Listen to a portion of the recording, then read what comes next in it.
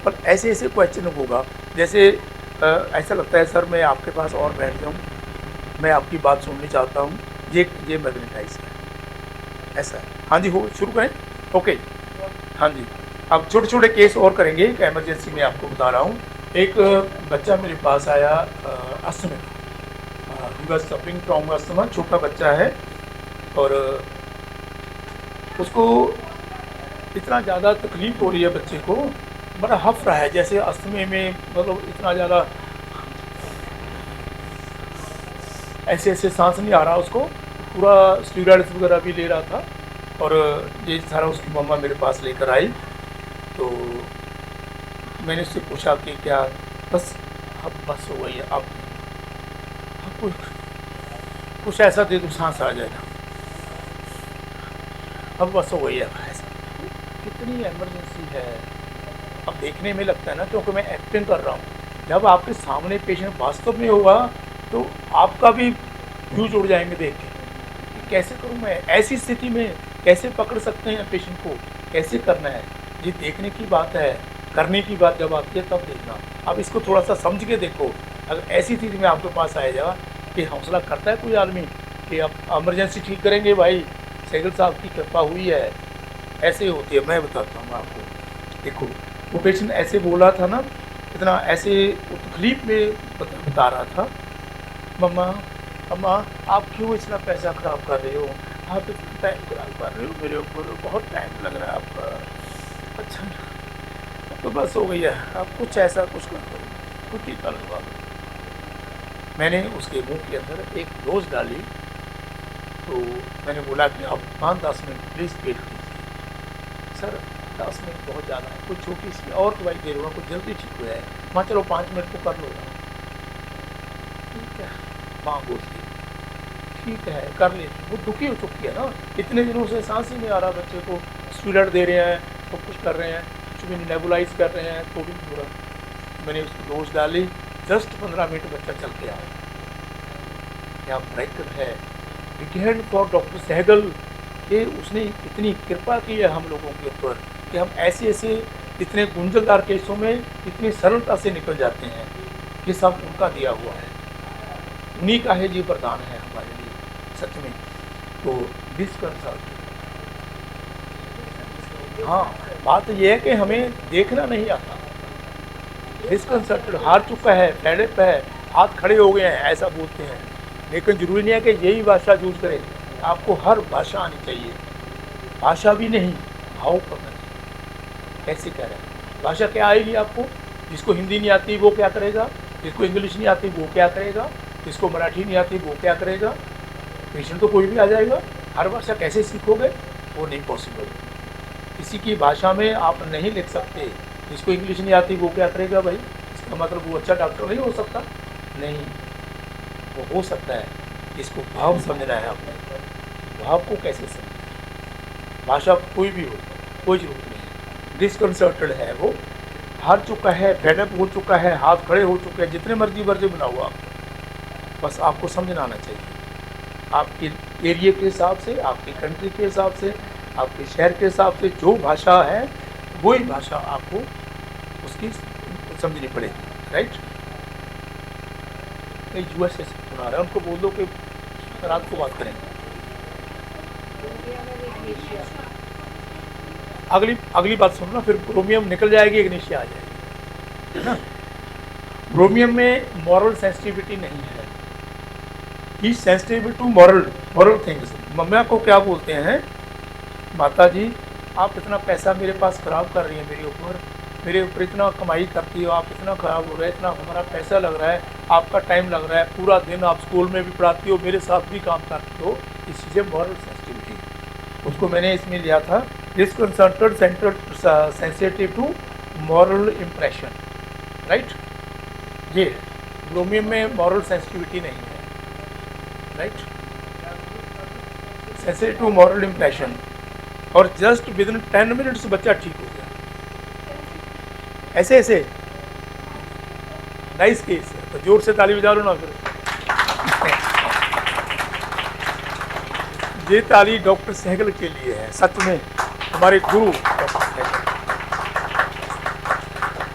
Really मैं तो student हूँ स्कूल का, डॉक्टर सहगल स्कूल का स्टूडेंट हूँ, सीखने की कोशिश कर रहा हूँ। और भी हम सब लोग बैठ के एक दूसरे से सीख रहे हैं, कुछ आप बोल रहे हो, कुछ ये बोल रहा है, कुछ वो बोल रहे हैं, कुछ मैं बोल रहा हूँ। ये आदान प्रदान है हमारी बातों का, ये पढ़ने पढ़ाने की बात नहीं है, ये just sharing and learning and sharing. हम एक तो सीख रहे हैं, लेकिन बलिहार जाइए हमारे उस गुरु के जिसने इस होम्योपैथी की डूबती हुई बेड़ी को साकार कर दिया। According to my I think कि he is the second Hahnemann of India. Second Hahnemann really, Hahnemann पहला है, second Hahnemann in India, second Hahnemann in India. देखो हैनीमन फर्स्ट थे, उसके बाद में होम्योपैथी में जितना ठहराव आ गया था, उसमें बाद में जितना कुछ वो पॉसिबल नहीं हो रहा था, वो इतनी निकी निकी बातों से सॉल्व हो रहा है। वो सब काम डॉक्टर सहगल को लिया जाता है इस बात का, राइट। कुछ भी गलत नहीं है, ये नहीं है कि कौन गलत है, गलत कोई नहीं है, और एडिशन इनका सर्वश्रेष्ठ है, ये कहते हैं। हाँ जी, ये अग्निशिया से केस सॉल्व हुआ, और एक ही डोज अग्निशिया की 6 महीने हमने प्लेसिबो दी, और बच्चा आज भी ठीक है, कोई नेबुलाइज नहीं करता, कुछ नहीं होता उसको, बिल्कुल ठीक जी। 30 हाँ, वैसे मैंने 1984 में 50 म्यूनिसिपल प्रेगनेंसी पे बहुत अच्छा काम करके देखा मैंने, बहुत अच्छे रिजल्ट मिलते हैं, आप उसको भी करके देखना। उसमें भी सिंगल डोज ही बहुत हो जाती है, और अगर रिपीट करनी पड़े तो आप फ्रीक्वेंटली इसको रिपीट कर सकते हैं। जैसे इग्निशिया का ये केस है, अगर इसको बार बार आपको ज़रूरत पड़ती है तो अब तो हम क्या करते हैं, उसको डाइल्यूटेड डोज में दे देते हैं। जैसे इग्निशिया 30 दे दी, वो एक हफ्ते बाद में आपके पास पेशेंट फिर आता है, फिर वैसे ही सिम्टम लेकर आता है। You can repeat Ignatia in drop को पानी में डालिए, 10 चम्मच पानी में डाल के उसमें से एक एक चम्मच 15-15 मिनट बाद में दे सकते हैं। ऐसा करो, नहीं फिर उसको 0-1 में दो, मतलब ये दोनों विकल्प हैं हमारे सामने। लेकिन 50 मल्स प्रेगनेंसी जो हैं बहुत ही इफेक्टिव हैं, और बहुत ही ज़्यादा जो कैन से वो सरल भी है, और डेप्थ में भी करती हैं काम। और जितने कैंसर केसेस वगैरह हैं, जितने बड़े वो जहाँ पर डिस्ट्रक्शन बहुत ज़्यादा हो जाती है, उसमें बहुत अच्छा वो हमारे पास एक टूल है, इसको हैनीमन साहब ने 6th एडिशन में हमें दिया, तो वो कर सकते हैं। मेरे पास वो उसी टाइम की मेडिसिन लाई हुई है, हेप्को से मैं हुआ पहले 1984 में, तब की अब तक पढ़ी है। एक ही ग्लोबल काम आता है, एक ही ग्लोबल से काम चल जाता है बस, और इतने छोटे हैं वो अगले जन्म तक भी नहीं मुकेंगे। तो नेक्स्ट केस बता रहा हूँ आपको, ये भी अस्थमे का केस है। हाँ, इस पहले वाले को ग्रीशिया दी। हाँ, अगर child wants to be treated with love, बच्चे को अस्थमा हो रहा है, माँ को बोला कि प्यार प्यार से बातें करो, प्यार प्यार से मेरे को वो करो, प्यार करो मेरे से, प्यार है ना। तो वो बोले, मैं कहा भी ये, मैंने पूछा ये बात क्यों कह रहा है, कि सर ये इसलिए कह रहा है कि मैं स्कूल टीचर हूँ, मैं इसको छोड़ के घर चली जाती हूँ, इसको वो प्रेम नहीं मिलता, तो इसको वो हो गया कि मेरी माँ मुझे प्यार नहीं दे पाती। जब ये बीमार होता है ना, तब ये और चाहता है कि प्यार करो मेरे पास, मेरे से प्यार करो ऐसा। तो जब उसमें अस्थमा का ये केस है, अस्थमा भी इतनी ज़्यादा अस्थमेटिक कंडीशन में ब्रेथलेसनेस हो रही है, बुरी हालत हो रही है, तब भी कहता है माँ मेरे को वो करो, प्यार करो मेरे से। वो नहीं है जो हम कल्चरल में बताते थे कि केयर एंड क्राइसिस डिज़ायर, वो डिज़ायर है, ये करने को ही बोला भी करो, अभी चाहिए, है ना। वो कुछ मिस हो चुका है उसका वो। तो इसमें मैंने उसको child wants to be treated with love by her mother, feels she can not help her mother, becomes upset. मेरी लिखाई मुझे भी समझ नहीं आती क्या लिखा मैंने। वो एक्चुअली मैं बस में बैठ के लिखा, तो जो जाला ही जाए ना केस, बस वो थी वो ऐसे ऐसे चलती थी, तो कभी पैन इधर हो गया कभी उधर हो गया, घर में तो टाइम ही नहीं मिलता, रास्ते में आते आते थोड़ी सी लिखी थी इस जो जात से, तो अब पता नहीं चलता क्या, लेकिन मेरे को मेडिसिन पता है क्या दिया है उसको। तो इसको मैंने एंटम क्लोर दी थी, child wants to be treated with love, ये लव सिक है उसका, feels she can't help her mother. हाँ, ये एंटोक्रूट दिया है मैंने। अगला सिम्टम ये इसमें था कि वो बच्चा जब वो माता वो कर नहीं सकती ना, उसको तकलीफ होती है, वो नहीं वो मिलता, उसको गुस्सा आता है। जब उसको लगता है कि दूसरे की माएँ सब कुछ करती हैं, मेरे को वो तकलीफ होती है, तो माँ ये क्यों नहीं करती। बोलती है कि मैं करती तो हूँ और करती हूँ, इतना भी करती हूँ, बच्चे को भी बोल देती है कि मैं करते रही हूँ आपके लिए। वो एंगर टचड मैन है, उसको जो उसको बात अंदर से टच कर जाती है ना, उसको लग रहा है कि वो लव सिक के आड़े गड़े इर्द गिर्द घूमती है ये सारी बात। और कुछ है इसमें, वो मेरे अभी याद नहीं है, लेकिन वो एंटोक्रूट से मैंने उसको ठीक किया था उस पेशेंट को। ये एग्जाम्पल सहगल साहब ने भी एक बार समझाई थी मुझे बहुत देर पहले, उसमें ये सिम्टम थे। हाँ, एक और केस है, since so many days I am having so frequent attacks of asthma. जिस अस्थमा की केस मैंने लिए 4-5, मेकिंग मी सो एनर्जीलेस, मेकिंग मी सो एनर्जीलेस, कि मुझे तो शक्ति बचती नहीं है, इतने बार बार अटैक आ रहे हैं। अभी 10-15 दिन से, पहले तो ठीक हो जाते थे, अब एलोपैथी से भी ठीक नहीं हो रहे। उसमें स्टीरॉइड्स वगैरह के पफ वगैरह जो देते हैं तो वो, और नेबुलाइज वगैरह करने से भी वो ठीक नहीं हो रहा। वो पेशेंट ने बोला कि अब तो बस हो गई है, इतना ज़्यादा मैं तो थक गया हूँ, हार गया हूँ, अब तो बस ऐसा लगता है कोई ऐसी मेडिसिन दे दे नींद आ जाए। वही सल्फर, पर रूब्रिक अलग है, थोड़ा रूब्रिक को समझेंगे, बता रहा हूँ आपको। ये है इरिटेबिलिटी रिएक्शन आफ्टर, इतना वो तकलीफ में हो रहा है ना, बार बार दुखी हो गया उस बात से, थक गया है, टायर्ड हो गया है। एग्जर्शन आफ्टर, रिएक्शन आफ्टर, तो लिखा तो है, मुझे भी नहीं समझ आ रही क्या लिखा है इसमें। I want some medicine so I could sleep and take rest, repose and tranquillity desires, sulphur only. और सल्फर को तो मैंने इतना प्रैक्टिकली यूज़ किया है एमरजेंसी में, कभी पहले करते थे पुराने केसेस में, हमेशा जो हमारा क्लासिकल लिटरेचर है वो सल्फर को ज़्यादातर पुराने केसेस के साथ जोड़ रखा है। अक्यूट में बहुत ही कम और रेयर, कभी आज को एक भी केस आपको नहीं मिलेगा, जितने मर्जी लिटरेचर आप ढूंढ लो, कि जो सल्फर से ठीक हुआ हो। और हमारे पास हज़ारों केस हैं, हज़ारों से भी ज़्यादा केस हैं। तो मैंने एक बार, हम सफदरजंग में थे, तो तब भी मैंने सल्फर के बारे में थोड़े से केस बताए थे, और वो आज भी मेरे को रिस्पॉन्स मिल रहा है कि कुछ डॉक्टर्स मेरे को बता रहे हैं कि बहुत अच्छे केस वो रिजल्ट निकल रहे हैं उसके, और इवन इन एमरजेंसी। वो मैंने भी नहीं किए थे ना, मैंने भी उसी मैंने कहा मैं भी तो आप भी जैसा हूँ खुद में, जब मेरे को पता चल गया मैंने आपको बता दिया, बस इतनी बात है। मैंने कहाँ से किए, वो जब देख रहा था कि ये लग रहा है, तो उसके पीछे पीछे चलते जाओ, हमारी लेबोरेटरी में मिल जाता है। ये तो फलदार पौधों का जंगल है हमारी लेबोरेटरी, ये फलदार पौधों का एक बागीचा है, इसमें जो फल चाहिए वो मिल सकता है।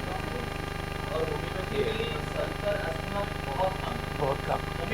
देखो, ये डॉक्टर साहब ने इतनी अच्छी एडिशन दी है, मैंने ये कभी देखा नहीं है, लेकिन केस मैंने सल्फर से बहुत ज़्यादा ठीक किया,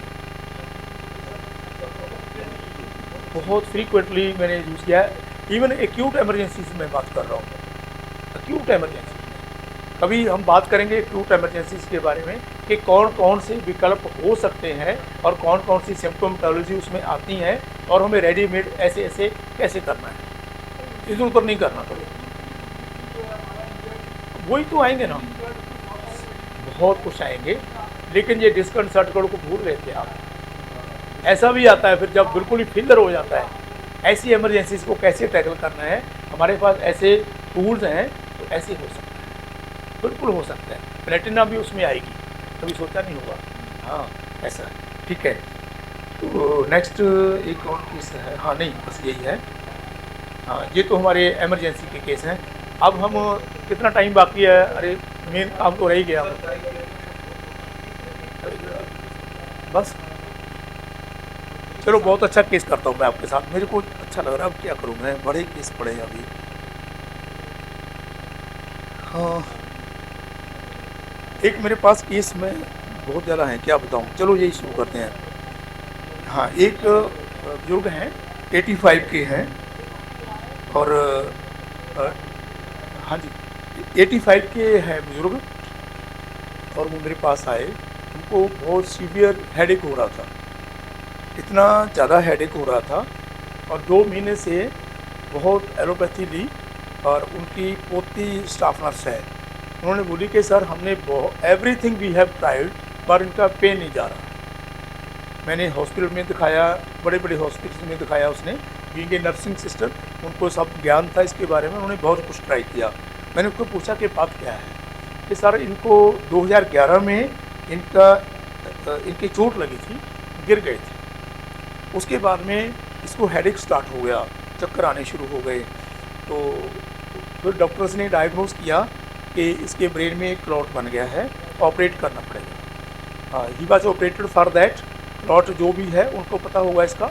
तो वो करने के बाद में उसके पेन में कोई इतना ख़ास रिलीफ नहीं हुआ, कोई मेडिसिन वगैरह दी तो चलता गया काम। अब 2-3 साल निकले, फिर इतनी सीवियरिटी बढ़ गई। अब वो डॉक्टर के पास गए जिन्होंने ऑपरेट किया था, पीजीआई में हुआ था।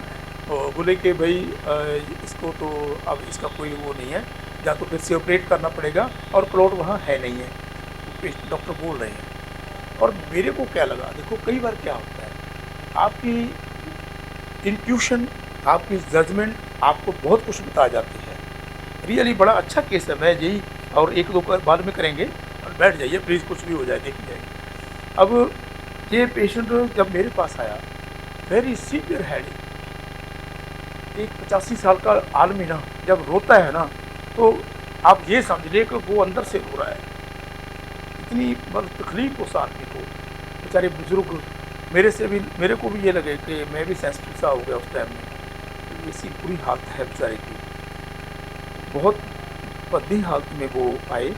चक्कर आ रहे थे बहुत, ऐसे पकड़ पकड़ के रखते थे, कभी इधर से कभी उधर गिरते थे, कभी उधर गिरते थे, ऐसा हुआ। बहुत दिन से ऐसा हुआ। उन्होंने मेरे को रिपोर्ट्स दिखाई, जो क्लॉट्स वगैरह का ऑपरेशन हुआ, ये वो हुआ, सब कुछ हुआ। तो मैंने उसको पूछा कि आपको कैसे हुआ था, चोट कैसे लग गई थी? तो बोले ये ऐसे जा रहे थे, पर एकदम फटाक से गिरे, जिससे कोई वो हिंदी में रोड़ा क्या बोलते हैं, स्टोन स्टोन टाइप, थोड़ा सा बड़ा ऐसा स्टोन टाइप सा कोई रोड़ा था, वो इधर लग गया यहाँ पर। एक बात है कि इधर इंजरी हुई, क्लॉट कैसे बन गया? कॉमन सेंस की बात है। मैं साइंस को झूठ नहीं कह रहा, डॉक्टर्स की डायग्नोज को मैं चैलेंज नहीं कर रहा, लेकिन मैं ये कह रहा हूँ कि इतनी सी चोट के अंदर डायरेक्ट हिट होता एक संभावना हो जाती है। अगर वो क्लॉट बन गया तो निकलने के बाद में तो सिम्टम क्यों नहीं गए? ठीक है सर, वो सिम्टम क्यों नहीं गए? जाने चाहिए थे। तो फिर क्यों रिपीट हुआ उसमें? वही हेडेक, वही वर्टाइगो, वही नाउजिया, वही एवरीथिंग, सब कुछ। मैंने उसको एक बात बोली, वो डॉक्टर जो बेटी जो है वो बड़ा उसने अच्छा आश्चर्य प्रकट किया इस बात पे। मैंने उसको बोला कि बेटा ये नर्व्स की मेरे को इंजरी लग रही है, यहाँ पर आप थोड़ा सा टच करके देखो, नर्व्स ज़्यादा है यहाँ पर इस एरिया में।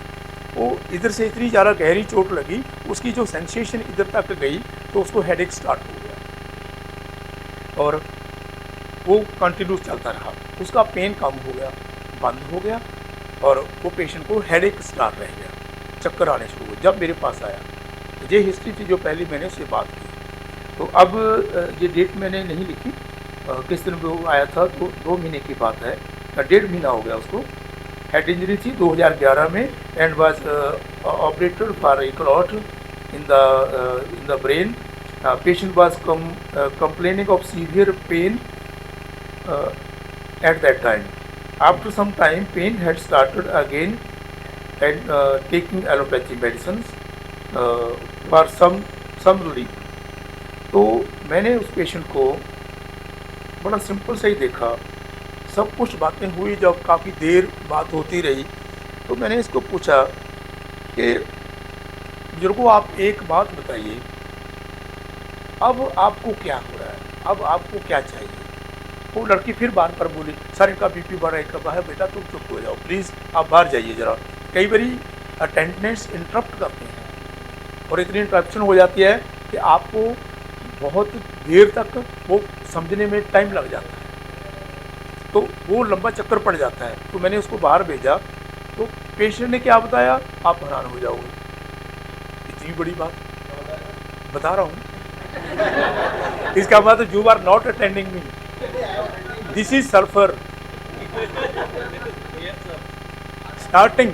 अरे आपने क्या था, सल्फर।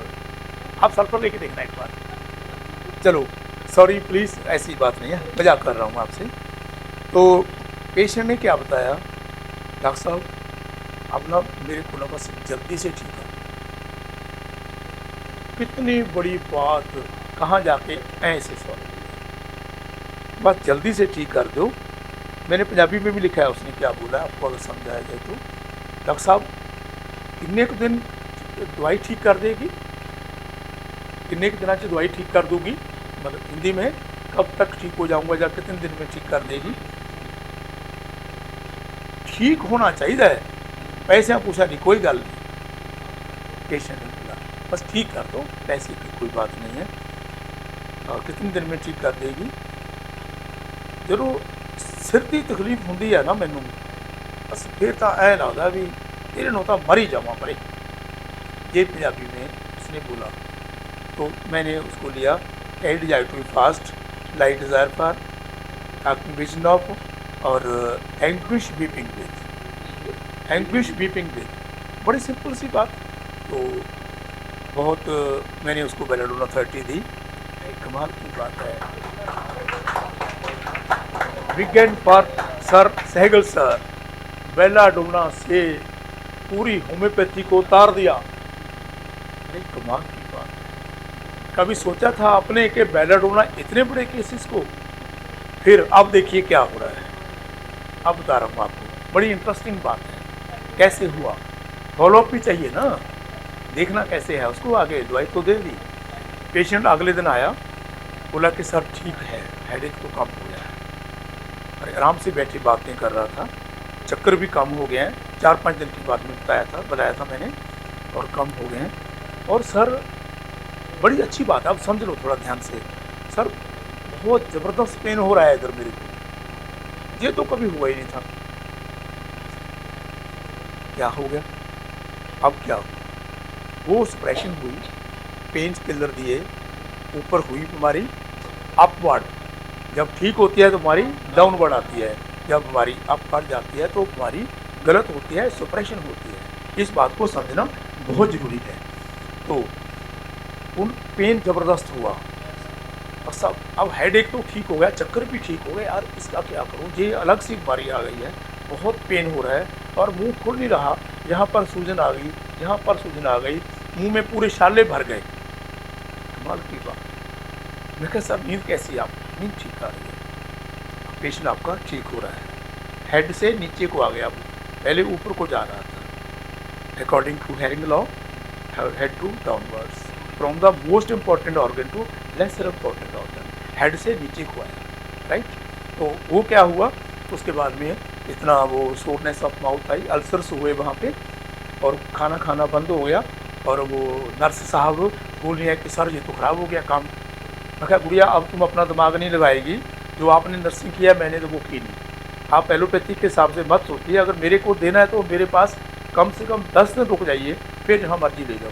सर लेके तो अब कहाँ जाएंगे, वहीं से आए हैं आप, फिर वहाँ कहाँ जाने की इच्छा है, अब कहाँ जाओगे।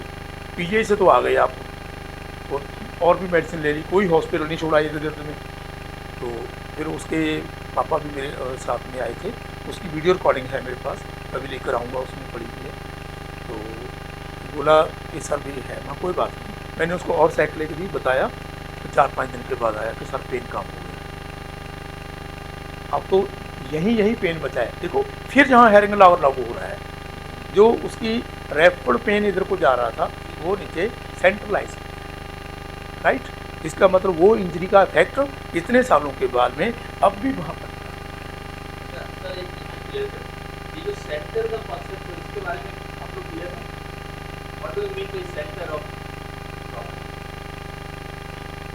हम लोग जनरली एनाटॉमिकल पोजीशन के सेंटर में वर्ड, उस पर्टिकुलर केस में सेंटर कहाँ है, हाँ या जो भी, मतलब पेन यहाँ से यहाँ गया था, इसका सेंटर नहीं ये समझना बहुत वो सिम्टम्स आपको दिखेगा, आप बिल्कुल आगे बढ़ आप बिल्कुल सही डॉक्टर साहब ने बता रहे हैं, बिल्कुल राइट। हमें सेंटर का ही पता होना चाहिए, सेंटर है क्या। चलो ये थ्योरी की बात है, अब सीखते रहेंगे हम। अच्छा, उसके बाद में जब वो अल्सर खत्म हो गया, भूख बहुत अच्छी लगने लगी उसको, अब ये पेन भी खत्म हुआ, ऐसे ऐसे करता है, पूरा जवाड़ा खुलता है, जहाँ कोई पेन नहीं है, जहाँ कोई पेन नहीं है। और इतना बड़ा केस मेरे ख्याल में वो 20-25 दिन में ठीक हुआ है। अभी मैंने उसको बोला कि सर बहुत देर दवाई खानी पड़ेगी, तब ये ठीक रहेगा, नहीं तो फिर से हो जाएगा। वो हमें कहना पड़ता है जी।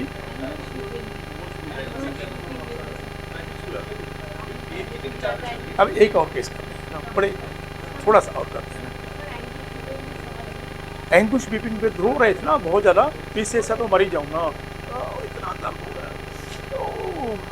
बीपिंग, बीपिंग का मतलब सिंपली रोना नहीं होता, एक एक्सप्रेस अंदर से रोना है।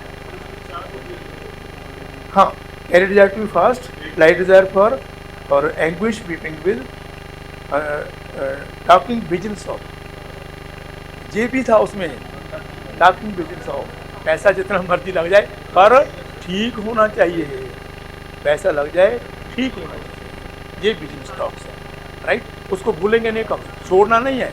अगर आपकी बेलाडोना 3 रुपये आ गई है ना, तो रूबर को छोड़ के भागना नहीं है, फिर वो गलती अगले केस में करेंगे आप, वहाँ पर फंस जाओगे। ये तो निकल गया, अगले केस में फंस जाओगे, वो नहीं निकलेगा।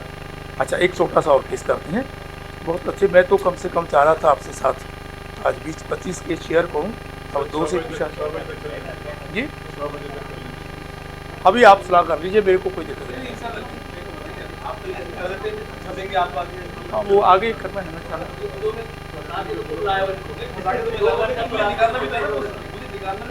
चलो ऐसा करते हैं, एक केस कर लेते हैं ना, राइट। एक केस करते हैं, बहुत ही अच्छा, बहुत ही प्यारा केस है। चलो 2 कर लेते हैं बस, एक ही कर, चलो चलो ठीक है, चलो।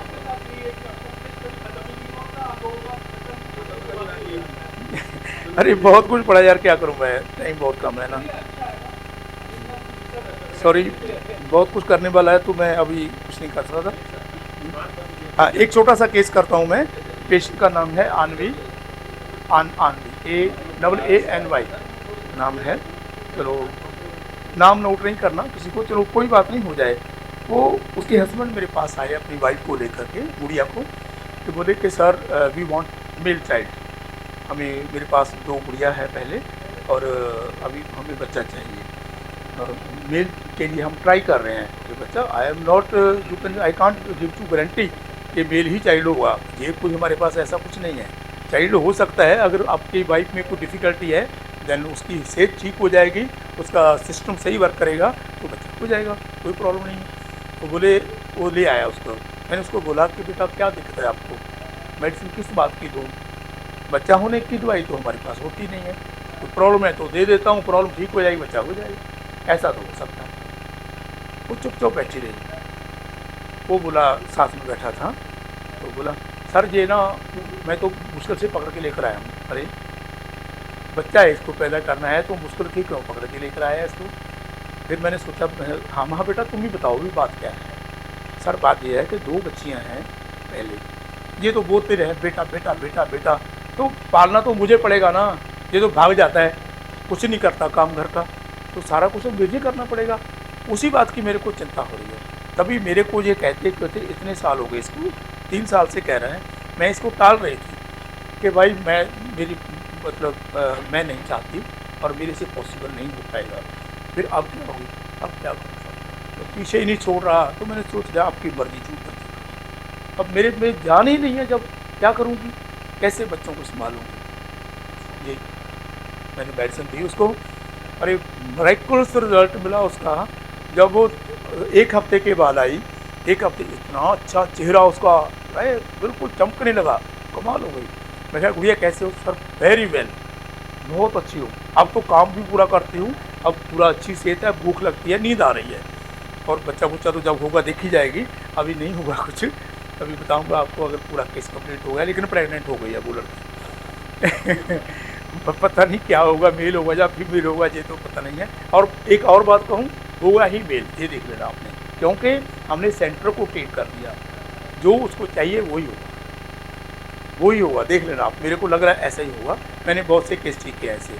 मैंने उसको कैसे देखा, मैंने उसको बोला कि भाई जान नहीं है सर, क्या करूं, ये तो पीछे पड़ा हुआ है, बच्चा करो बच्चा करो बच्चा करो, तो अब क्या करूं, फिर देख लेते हैं। Delusion poor, anxiety children about, ये दोनों बच्चियों का क्या होगा, इनको कौन संभालेगा, ये तो बच्चे बच्चे बच्चे बोलता रहता है। तो एंग्जाइटी चिल्ड्रन अबाउट, घर का काम नहीं होता, वो कौन करेगा, सब काम रुक जाएगा अगर प्रेग्नेंट होगी तो। Anxiety house hold matters about, ये हाउस होल्ड है, वो दूसरा था।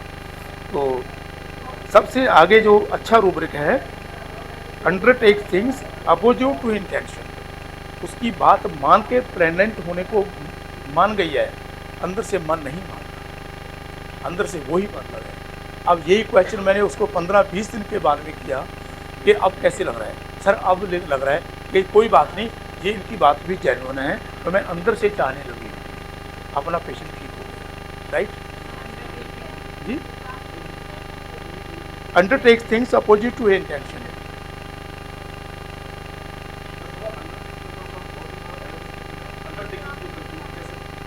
अंडरटेक काम करना, अंडरटेक ही है।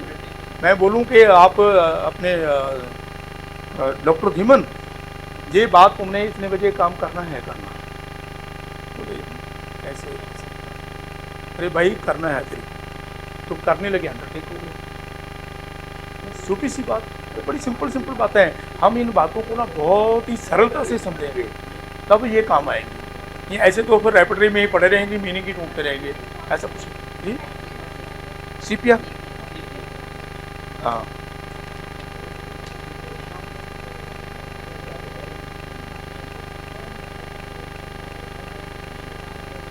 चलो एक और केस बता के आपको फाइनल कर लेते हैं, बस उसके बाद नहीं बोलेंगे जमा, बिल्कुल। ये केस है ओइसोफेगस कैंसर का है, बड़ा, चलो इसको बताने में टाइम लग जाएगा, बहुत ज़्यादा टाइम लग जाएगा। एक और सॉल्व केस बताता हूँ। पेशेंट का नाम जगदेव सिंह है, हमारे पास में आया वो। हाँ, आप जल्दी जल्दी सुन लीजिए प्लीज़, मैंने ना फिर जाना है। जगदेव सिंह है, 43 ईयर्स एज है इसकी, और loss of smell and alteration of smell, smell किसी चीज़ और होती है, आती कोई और है ये, और बड़े सालों से वो तकलीफ में है, कुछ भी स्मेल नहीं आती। जब खाना खाता है तो स्मेल किसी और चीज़ की आती है, वो पूरा डिस्टर्ब हो गई है लाइफ उससे। तो loss of smell and alteration of smell, no taste of food, memory weakness, feels that he can do anything, many things. Is it possible to become healthy again? I fear that my disease may advance and become incurable. जो लग रहा है ना कि सुनना बंद हो रहा है, सुनाई भी कम देना हो गया, और जो नाक में अंदर कोई प्रॉब्लम आ रही है, कोई प्रॉब्लम बड़ी भी बन सकती है, तो क्या ये ठीक हो सकती है, ये पेशेंट बोल रहा है। एंड बिकम्स इनक्योरेबल, जो मैं काम कर सकता हूँ, ये आजकल के बच्चे क्या काम करेंगे मेरे सामने, बस मेरी प्रॉब्लम ने मेरे को तकलीफ में डाला हुआ है। आपका नाम सुना था सर, अगर आपको कोई मेडिसिन दे सको तो राइट, अदरवाइज मैं हारता नहीं हूँ किसी बात से।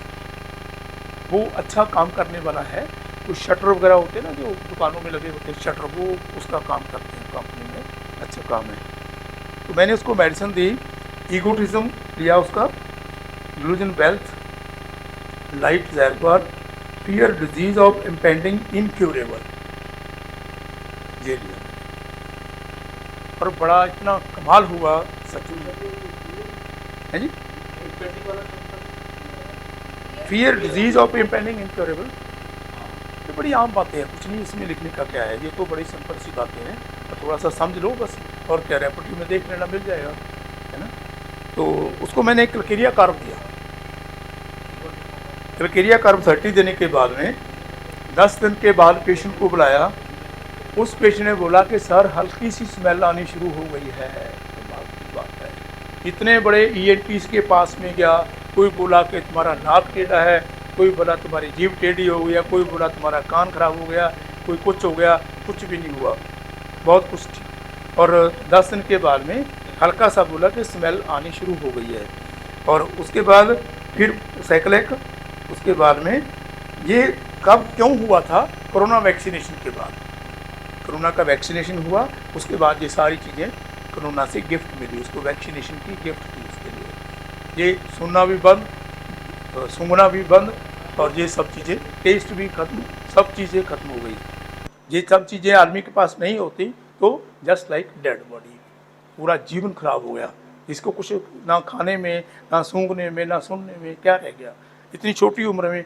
बोला कि सर बच्चे कैसे पालूंगा अगर ऐसा ही हो गया काम।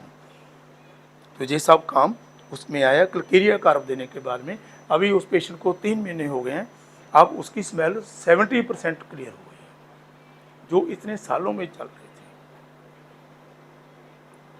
ठीक है, और एक कोर्स करें नहीं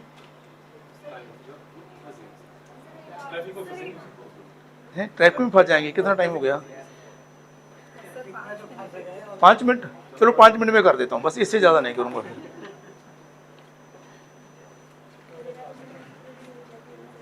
एक बहादुरगढ़ से, दिल्ली के पास कोई बहादुरगढ़ है इलाका, वहाँ से पेशेंट आया मेरे पास। वो उसका जो HB था ना, वो 5.5 ग्राम ही रहता था। बहुत ही सालों से उसकी मेडिसिन चल रही है। मंजू कुमारी है नाम उसका, तो हाँ बहादुरगढ़ की हैं, और 48 की हैं, और HB उसका मतलब हाँ 6 के करीब था। उसको इतनी ज़्यादा वीकनेस रह रही थी और बहुत ही ज़्यादा बॉडी पे खारिश होती थी। Having fever since 4 years, temperature 99 से कम नहीं हुआ था कभी भी, 4 साल से continuous fever from 4 years। No appetite, my husband is also bedridden, he is suffering from paralysis. Sir बहुत मजबूर हो गई हूँ, कमजोरी बहुत हो गई है, घर की जिम्मेदारियाँ बहुत बढ़ गई हैं, और पूरा दिन मेरे को जिम्मेदारियाँ सताती रहती हैं, सताना, तंग करना, दुखी करना, और बच्चों का फिक्र बहुत बढ़ा गया है। सारे घर की जिम्मेदारी मेरे ऊपर आ गई है। जब पति कम काम करते थी, ये पंजाबी में बोला उसे, जब वो पति काम करते सी ਉਹਨੂੰ मैं सिर्फ घर का काम ही करती सी, पर ਹੁਣ ਤਾਂ ਮੈਨੂੰ बाहर के काम भी करने पैंदे ने। आप समझ रहे हो ना पंजाबी थोड़ा सा। जब पति काम करते थे तो मैं तो सिर्फ घर का ही काम करती थी, अब तो मुझे बाहर के भी काम करने पड़ते हैं। अब इतनी घर की कंडीशन ख़राब हो गई है कि मुझे दूसरे घरों में जाके झाड़ू पोछे का काम भी करना पड़ता है। ऐसी स्थिति में आ गया हूँ सर, क्या करूँ, मजबूरी सब कुछ करवाती है। देखो ये फिर अगेन वही सिम्टम आ रहे हैं, ये वर्जन अलग अलग हैं। हमें वर्जन से जानू होना चाहिए, क्योंकि हमारे पास वर्जन की जितनी बैंक होगी उतना ही हम पेशेंट के अंदर जाएंगे। हर पेशेंट का अपना अपना वर्जन है, जितने वर्जन को समझेंगे उतने ही पेशेंट को ठीक करेंगे, क्योंकि भाषा तो हमारे पास वही है ना। बोलेगा तो पेशेंट वर्जन से ही बोलेगा, बस आपको वही समझना है, राइट। तो डिलूजन पुअर, वही काम नहीं हो रहा सर, कुछ नहीं, इतने साल से पड़ी हैं, और घर का झाड़ू पोछा भी करना पड़ता है, घर की जिम्मेदारियाँ भी करनी पड़ती हैं, जो पति के काम है वो भी करने पड़ते हैं। Anxiety, household matter about, children about, undertaking things opposite to intention, ये भी सीपिया का केस है। और सीपिया ने कितना कमाल किया आपके सामने है। अब HP 7.6 हो गया है उसका 1 महीने के बाद, और बहुत अच्छा फील हो रहा है, पूरा काम घर का कर रही है। ये हमारी सीपिया ने कमाल कर दिया, जो कभी हमने सोचा ही नहीं कि ऐसे पेशेंट भी ठीक हो सकते हैं। और टेम्परेचर 98.4 हो गया है उसका, जो पहले 99 से 4 साल से कंटिन्यू चल रहा था उसका। तो अब ठीक है, आप लोगों की इजाज़त है तो मैं, नहीं तो I am ready for till night, no problem. तो नहीं भाई, अब ये लोग छोड़ जाएंगे, यहीं पर घूमता रहूँगा, कोई लेके भी नहीं जाएगा घर को। आज के लिए इतना ही। हम कोशिश करेंगे और सीखने की और शेयर करने की जितना पॉसिबल हो सका। तो मैं फिर से सैल्यूट करता हूँ हमारे गुरु डॉक्टर सहगल को, जिनकी कृपा से हम इतना कर पाए, और परमात्मा को अपने शांति में रखे, ये मेरी दुआ है उनके लिए। और being a student of homeopathy, मैं चाहता हूँ कि हम सब रल मिल के और सीखने की कोशिश करें। Thanks very much, thanks.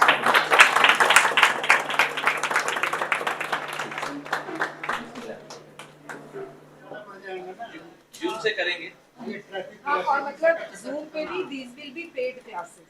इसलिए उससे क्या है, one is more serious है ना, sincere होएगा.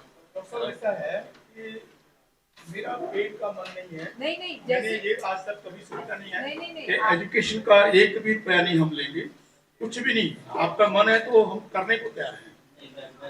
एक्चुअली उनकी जो भावना है हाँ, वो दूसरी है। सीरियस नहीं होते फिर वो एक बात और है, जो आदमी अपने लिए सीरियस नहीं है ना, तो हमारे कहने पे भी सीरियस नहीं होगा, नहीं होना तो ना। नहीं सर, जैसे ये वाली सीरीज शुरू करी थी ना, इसमें हम आना चाह रहे थे कि आप हर महीने एक बार लेंगे, तो वो हर महीने एक बार Zoom पे कर लेंगे। हाँ, ठीक है, नहीं वो आपकी बात वेल टेकन पॉइंट। एक्चुअली क्या है कि कभी कभी वो डॉक्टर सर ने भी इस बात को कहा, और कभी कभी क्या होता है कि राशि के ऊपर इतना बोझ होता है, हमें पता भी नहीं चलता तो कहाँ से ला रही है, क्या कर रही है, कैसे कर रही है, और कभी बताते भी नहीं। जब हमें पता चलता है तो फिर हम लोग तो उसको कर लेते हैं, लेकिन जब पता नहीं चलता तो पता चलता है कि बहुत बड़े इकोनॉमिक बर्डन में है। तो इसलिए ये अच्छा है आपका आइडिया। मैं भी सर के साथ ही हूँ। मैंने कई बार रोका है कि नहीं, हम पेड क्लास के पक्ष में नहीं है, हमें तो चाहिए ही नहीं, सवाल ही नहीं है। लेकिन वो जो पेमेंट है ना, वो आपके ग्रुप के में रहे और ग्रुप का मैनेजमेंट उससे हो। जैसे बहुत सारे, जैसे जूम है, अगर आप पेड जूम लेते हैं तो उसकी बहुत फैसिलिटीज है। जो नॉन पेड जूम है उसमें रिकॉर्डिंग नहीं मिलेगी, बहुत सारे लीगल दिक्कत है। और मान लीजिए हम लोग जो केसेस दिखाते हैं, वो तो कभी भी कोई मरीज अगर खड़ा हो गया तो हम तो फंस जाएंगे, बहुत लीगल इम्प्लीकेशंस है। टेलीग्राम पे भी हो रही है, तो इसलिए वो ठीक है कि एक नॉमिनल फीस जो है, राशि आप सुन रहे हो, एक नॉमिनल फी हम कॉन्ट्रीब्यूट करेंगे, कोई मैंडेटरी नहीं होगा। पहली बात। दूसरी बात की जो क्लासेस हैं, अब जैसे फिजिकल क्लासेस में, ऑफलाइन क्लास में बहुत दिक्कत है। देखो सर को मैंने तो कहा था रात में चलो वहां से, तो नहीं वो बस वाले ने कंफर्म किया है 12 बजे पहुंचा देगा, लेकिन मुझे मालूम है रास्ते का वो क्या करेगा, ट्रैफिक जाम इतना होगा, वो क्या कर लेगा। तो इसलिए वो सारी दिक्कतें, तो हमारी कोशिश होगी कि हम जूम क्लासेस करें। और आप लोग देखिए, भीड़ नहीं चाहिए, ऑनेस्टली स्पीकिंग, हम 10, 15, 20, 25 ही लोग हों, लेकिन जो लोग हो सॉलिड, हम सिंसियर लोगों के बीच में। ये मत सोचिए कि 100, मैंने तो 5 लोगों में क्लास लिया। पहले तो हम इसको ओपन विमोचन कर लेते हैं इसका सर के हाथों से।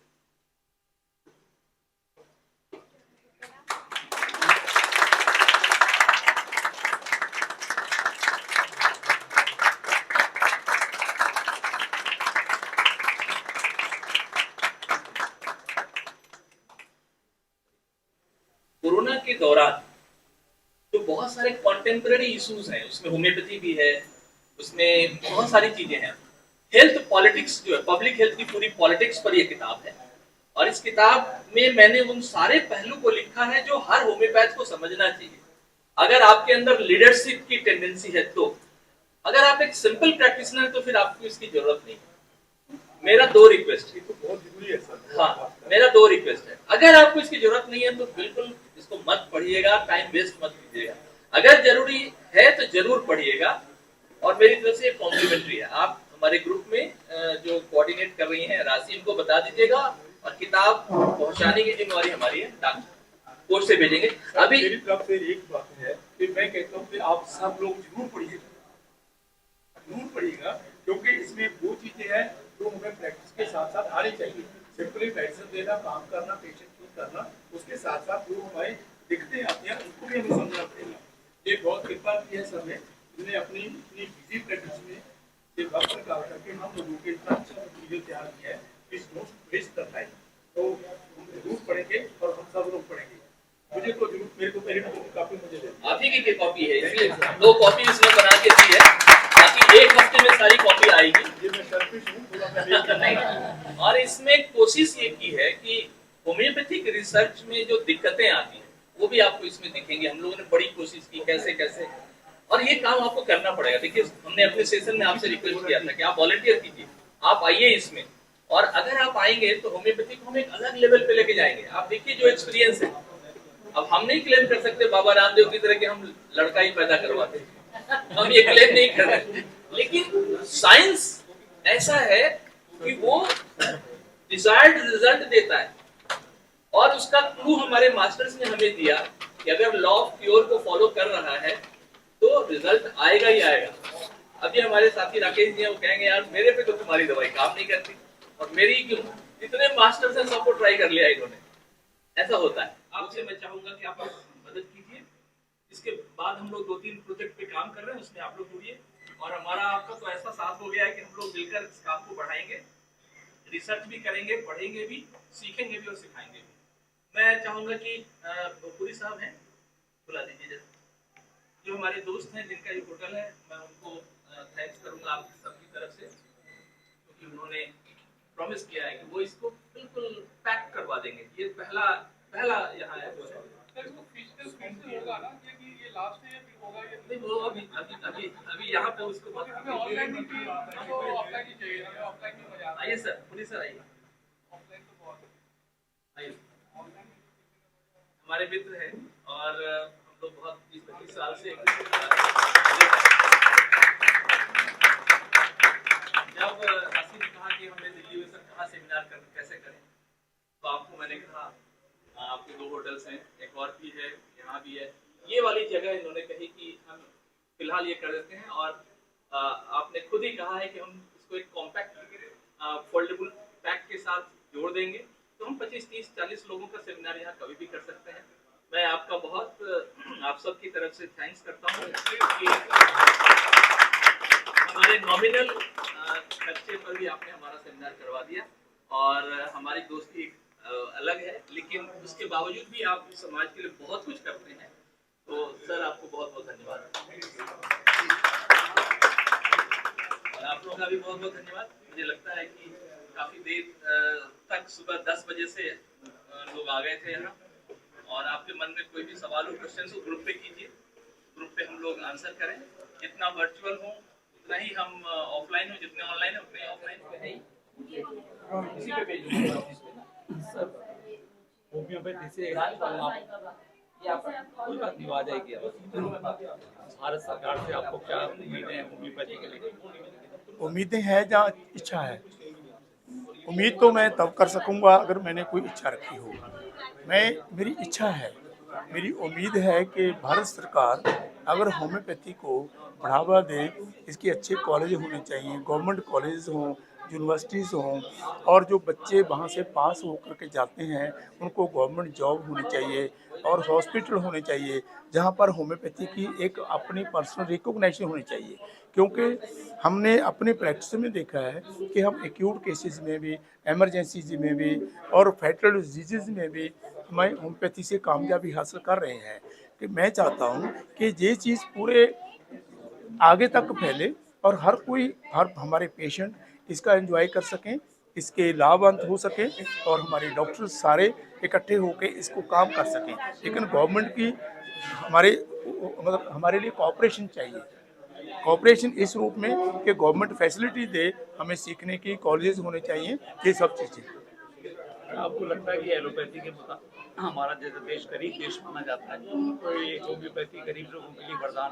बिल्कुल बिल्कुल डॉक्टर साहब, होम्योपैथी बिल्कुल वरदान साबित हो सकती है।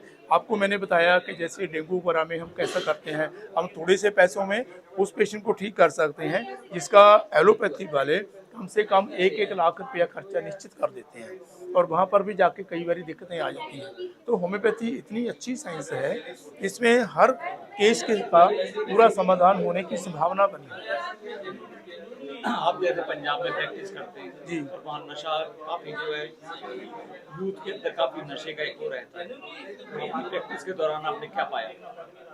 हाँ, प्रैक्टिस में ऐसा है डॉक्टर साहब, होम्योपैथी इसके लिए भी एक वरदान सिद्ध हुई है, क्योंकि मैं नशे को किसी और ढंग से लेता हूँ, क्योंकि नशा एक बीमार मन की उपज है। कोई भी तंदुरुस्त व्यक्ति नशा नहीं करना चाहेगा। जो बीमार मन है, जैसे बच्चे मिट्टी खाना शुरू करते हैं, कोई बच्चा कोई गंदगी खाना शुरू करता है, कोई बच्चा कंच खाना शुरू कर रहा है, कोई आदमी ये करता है, वो सब बीमार मन की है। ऐसा ही नशा भी एक चीज़ वो है जो चीज़ शरीर के लिए ज़रूरत नहीं है, लेकिन आदमी फिर भी उसको खाता है। उसके पीछे उसकी मानसिकता बीमार है। उस मानसिकता को ठीक करने के लिए होम्योपैथी वरदान हो सकती है, और हमने किया है। ऐसा हम करते हैं तो आदमी का नशा करने का मन नहीं करता। इसके पीछे कोई भी कारण हो सकता है कि वो क्यों कर रहा है। जब हम उसको कारण को हम देखने की कोशिश करते हैं, वो कारण को रिमूव करते हैं, तो वो आदमी बिल्कुल अपना नशा छोड़ के अपनी जनरल लाइफ में जो नेचुरल खाने पीने की चीज़ें हैं वही कहेगा। Thank you sir. Best gratitude to both of you. Last में मैं आप सब लोगों का धन्यवाद करना चाहता हूँ। ये हमारा इकट्ठ आशिकों का इकट्ठ है, होम्योपैथी के आशिक हैं हम अपना सब कुछ टाइम, समय, प्रैक्टिस सब कुछ कुर्बान करके जहाँ पर इकट्ठे हुए हैं। आपके आने का बहुत बहुत धन्यवाद।